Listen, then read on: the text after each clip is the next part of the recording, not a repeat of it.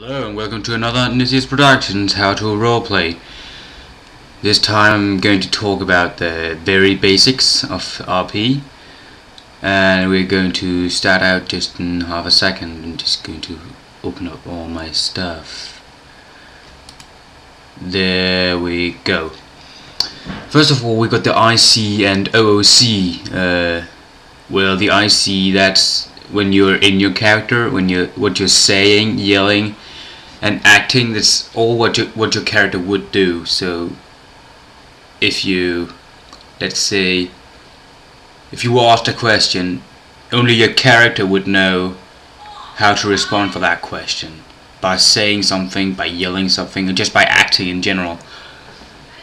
And well, in OOC, which means that you're not IC, that means that you can be leveling while being OOC.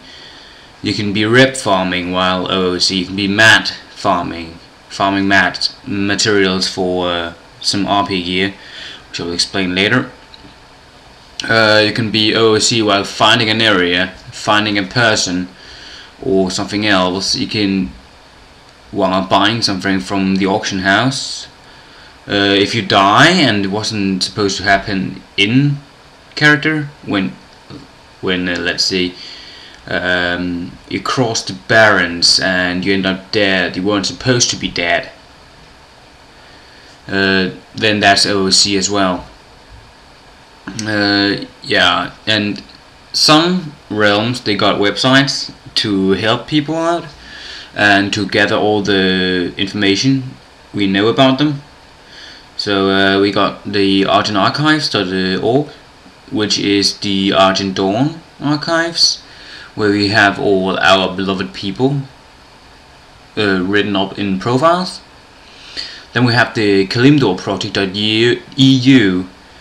That's actually just an RP, so everything that's generalized to RP is on that website. I think never really used it.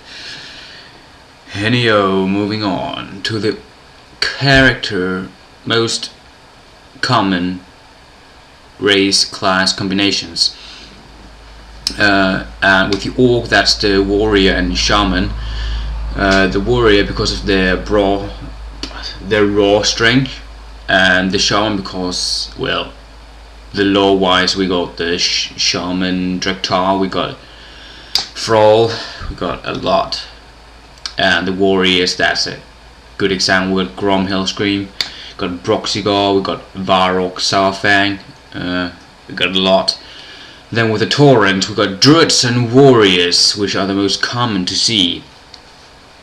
Druid, that would be well, yeah, beforehand. Well, that means before Cataclysm, they were the only ones who could roll druid, and that actually did something for the RP, because people RP druids at that time and warriors as well.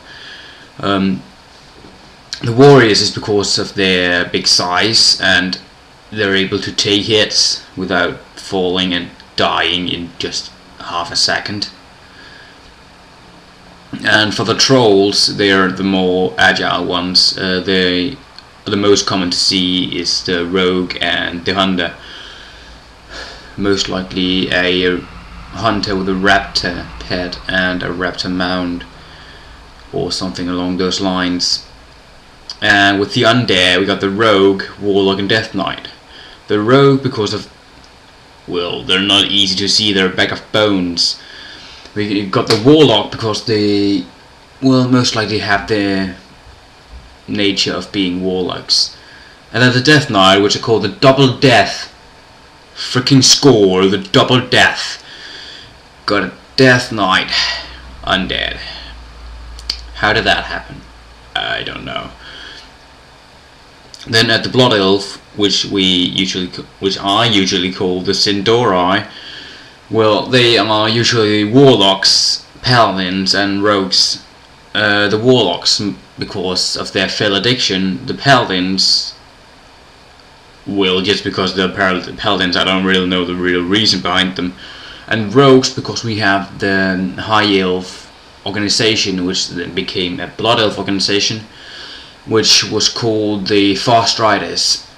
And as far as I know, there is a few High Elves in that organization to go. They're pretty close to death. Yeah, and under the goblins, shamans and whatnot. Yeah, actually everything fits under a goblin. Everything fits under a goblin. The only thing they have to, through law, they're the one who will build stuff like zeppelins and bombs and shredders and, well, those engineering mechano geeks, which we have on the other side with the gnomes. But yeah, moving on to the other side. Exactly, we're moving on to the Alliance. I find these, well, easiest to roleplay, but yeah, let's just have a go. At the humans, we usually see the warrior, paladin, mage and priest.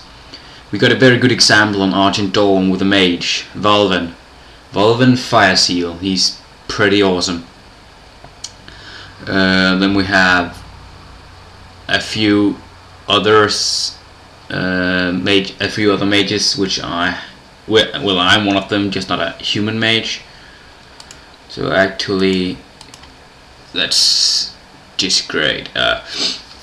The warriors and paladins and priests, I haven't seen that much of them, but they are the most common to see. Then at the dwarves, we got the most common paladin and hunter. Well, the paladin, because the dwarves, they rely on the light. Well, at least through the paladin ways, they rely on the light. And hunters, well, I don't really know the lore behind dwarf hunters. I just know that's the most common to see, and that is actually through lore one of the best to have. Yeah. And with the gnomes, we got with the intellect buff. I don't remember if they removed that, but still, with the intellect buff, we got the mage and warlock. They're the most common to see, because you would just laugh at a gnome warrior.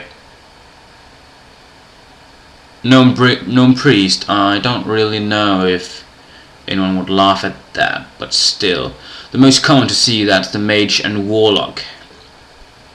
And with the night elf, which I call the Kaldorei, the most common is the rogue, Soralia, the hunter, Velana, and the druid, Drunia. Hooray, I got one of each. Yeah. The druids, because, well, they rely on the nature and all it stands for. Oh yeah, I forgot the night elf. Under that we also have the priest. Sorry, I forgot to write that on. But still. With the rogues, they believe in, well, mostly believe in Malorn. So they can blend into the environment even easier. The hunters as well. With the druids, they most likely believe on Cenarius and, well, the Cenarius' sons, the Keepers, and the druids. And, well, of course, the priest and priestesses, which are actually the moon priest and priestess, who rely the most on Elune, the moon goddess. Well, actually, everyone believes in Elune on the Kaldorei, but some does it more than others. Alright, moving on to the Worgen. They're the most common. That's druid and hunter, the most common through the lore. Druids, because they're most likely the founders of Druid of the Claw. And, well, with the hunters, they have lived alongside foxes and dogs ever since we even knew about them. So they most likely tamed them. And then to the Draenei. Hooray, my beloved, I love that race so much. But love the Night Elves even more, hooray. Yeah, on the Draenei, the most common to see that's the Mage, the Priest, the Paladin and the Shaman. The Shaman, because they're the only ones on the Alliance side who actually fits that role, except the Wildhammer Dwarfs. And because they through lore learned it by the Orcs in Nagrand from back on Draenor Outland. Well, the Paladin Priest, because they rely on the Naru, which is a lot of light things, and the Mage, because I don't know, they rely on arcane, I guess, as well.